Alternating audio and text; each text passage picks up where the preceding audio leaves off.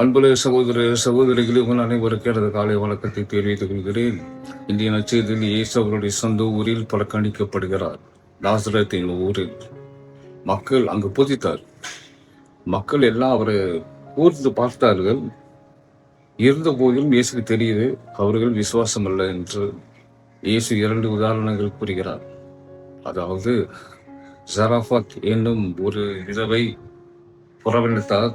அவரிடம்தான் Elijah எனும் இறைவாக்கினர் அனுப்பப்பட்டார். அவருக்கு அற்புதம் செய்தார். பிறகு நாமால், சீரியா நாட்டை சேர்ந்த நாமால் என்பவருக்கு எலிஷா என்னும் இறைவாக்கினர் அனுப்பப்பட்டார். அவருடைய கிறிஸ்துரோகம் நீங்கியது.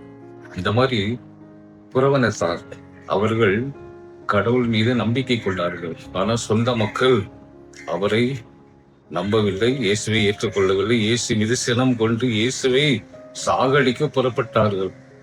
இயேசு ஒன்றும் சொல்லாமல் தனியாக நழுவி அந்த இடத்தை விட்டு போயிட்டார்.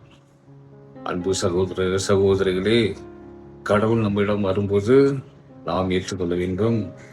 எந்த ரூபத்திலும் வருவார், அவரை வரவேற்க வேண்டும். இயேசு இந்த மாதிரியான மக்கள் கூட்டத்தை, அவரை சாகடிக்க வந்த மக்களை எப்படி எதிர்நோக்கிறார் என்னவே சொல்ல அப்படியே நடுவு பெய்தார். இது ஒரு நல்ல அணுகுமுறை தான். சில சமயங்கள் பிரச்சனைகள் அதிகமாக வரும்போது நாம் ஒன்றும் பேச தேவையில்ல, நடுவி நம்முடைய பாதுகாப்புக்காக விலகி போய்விட வேண்டும். ஆகவே கடவுள் நம்மை பாதுகாப்பார். இதற்காக மன்றாடுவோம். ஆண்டவர் நம் அனைவரையும் ஆசீர்வதிப்பாராக. ஆமென்.